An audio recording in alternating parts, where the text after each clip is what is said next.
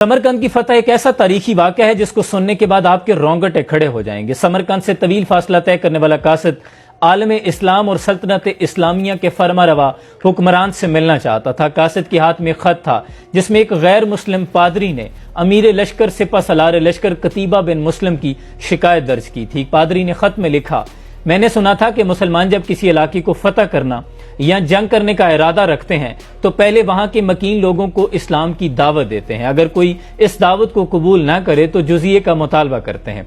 अगर कोई दोनों शराइत को कबूल ना करे तो फिर जंग के लिए तैयार हो जाते हैं। लेकिन हमारे साथ ऐसा कोई भी मामला नहीं किया गया। रातों रात हम पे हमला किया गया और हमें मफ्तू कर लिया गया। ये खत समरकंद के सबसे बड़े पादरी ने आलम इस्लाम के फरमारवा उमर बिन अब्दुल अजीज के नाम लिखा था।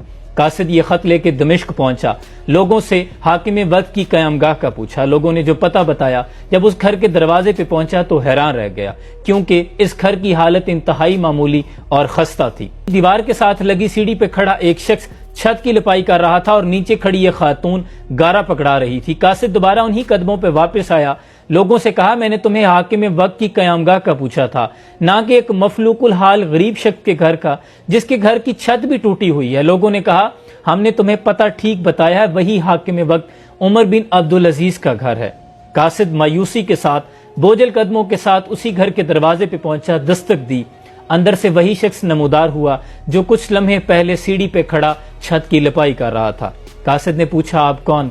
तो फरमाया, मैं उमर बिन अब्दुल अजीज हाकिम वक्त हूँ। कासिद ने उमर बिन अब्दुल अजीज को खत पेश किया। उमर बिन अब्दुल अजीज ने खत को पढ़ने के बाद उसी खत के पुष्ट पे लिखा, उमर बिन अब्दुल अजीज की तरफ से समरकंद में तायनात अपने आमल के नाम। फौरी एक काजी की तकर्रुरी करो जो कि इस पादरी की और समरकंद के लोगों की शिकायत को सुने। खत पर मोहर लगाई और कासिद के हवाले कर दिया। कासिद वो खत का जवाब लेकर समरकंद पहुंचा। खत का जवाब और मुलाकात का जब सारा अहवाल बयान किया तो पादरी पर भी मायूसी छा गई। उसने कहा, भला ये खत का छोटा सा टुकड़ा है जो इतने बड़े मुसलमानों के लश्कर से हमारे शहर को बचाएगा, लेकिन इसके सिवा उसके पास कोई चारा नहीं था। खत का टुकड़ा लेकर वो डरते डरते हाकिम समरकंद कतीबा बिन मुस्लिम अमीर लश्कर के दरबार में पहुंचे। खत पेश किया। कतीबा बिन मुस्लिम ने जवाब पढ़ा तो फौरी अपने खिलाफ ही एक काजी मुकर्रर किया जो कि समरकंद के लोगों की शिकायत को सुने। चुनांचे काजी मुकर्रर हो गया, अदालत सज गई। काजी ने पादरी से पूछा, तुम्हारा दावा क्या है? तो पादरी ने कहा, मैंने सुना था मुसलमान जब जंग का इरादा रखते हैं तो पहले इस्लाम की दावत देते हैं। अगर दावत कबूल न की जाए तो जुजिये का मुतालबा करते हैं। अगर दोनों पेशकश को ठुकरा दिया जाए तो फिर जंग करते हैं। लेकिन हमारे साथ ऐसा नहीं किया गया। हम पे रातों रात हमला करके हमें मफ्तू कर लिया गया। समरकंद हमसे छीन लिया गया। काजी ने अपना रुख अमीर लश्कर कतीबा बिन मुस्लिम की जानिब मोड़ा। पूछा, कतीबा, तुम इस दावे के जवाब में क्या कहते हो? कतीबा ने कहा कि काजी साहब, जंग तो होती ही मकरो फरेब और धोखा है। समरकंद इंतहाई खूबसूरत मुल्क था, जबकि इसके कुर्बो जवाहर में जितने मुल्क थे उनसे जब हमने जंग की, उन्हें इस्लाम की दावत कबूल करने का कहा तो उन्होंने कोई भी पेशकश कबूल नहीं की और जंग करने पर राजी हो गए। तो इसके मुकाबले में समरकंद तो इंतहाई सरसब्ज और शादाब था, फिर ये क्यों कर हमारे मुतालबे को कबूल करते? काजी साहब ने कतीबा बिन मुस्लिम की बात को सरीहन नजरअंदाज करते हुए दोबारा पूछा, कतीबा, सवाल ये है, क्या तुमने समरकंद के लोगों को जंग से पहले इस्लाम की दावत कबूल करने का कहा था या जुजिये का मुतालबा किया था? तो कतीबा बिन मुस्लिम अर्ज करते हैं कि काजी साहब, मैं पहले भी अर्ज कर चुका हूं कि हमने मौके को गनीमत समझा। रातों रात हम समरकंद को फतह कर चुके थे। हमने मौके से फायदा उठाया। काजी साहब ने कहा कि मैं देख रहा हूं कि तुम इकबाल जुर्म कर रहे हो। इसके बाद अदालत के पास कोई जवाब नहीं बचता कि वो कायम रहे और अपना फैसला न सुनाए।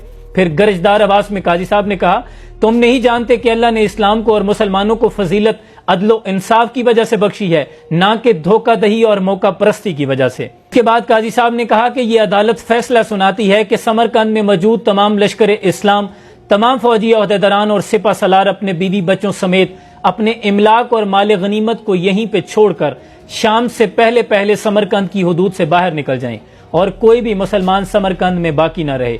और कतीबा बिन मुस्लिम को तनबीह करते हुए फरमाया कि कतीबा, अगर दोबारा यहाँ आने का इरादा हो तो समरकंद में पहले पेश की इतला या 3 दिन की सोचो विचार से पहले इस जानिब रुख मत करना।